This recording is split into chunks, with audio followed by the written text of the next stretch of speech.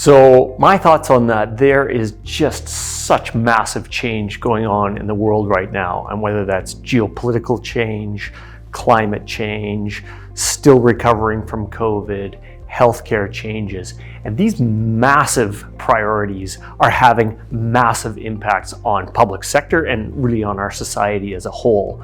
And so, the biggest element that I see governments and public sector leaders working with is how do they prioritize? What are they doing first? But also, how can they not just get lost in this mammoth wave of change and actually come out with, actionable strategies, directions that make sense, that they can turn around into action which makes a difference for their citizens. And I think there are so many big questions with so many unclear answers that that's the big challenge. What do we tackle first? How do we drive all of our dollars? I don't even sense that dollars is the big issue right now. You look in the Alberta public sector, and that's not the issue. It's just this volume of change. Where do you start? How do you get it on the ground and actually make a difference for your citizens?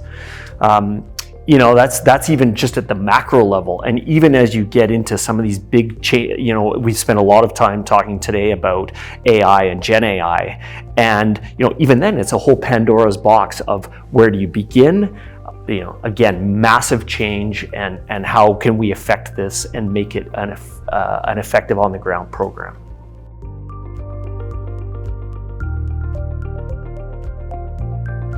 So PSN, what I think they've done extremely well is they have brought the real community of public sector leaders together so that we can have meaningful dialogue with the public sector leaders across Alberta, but also the key partners that are very engaged in that problem solvers community.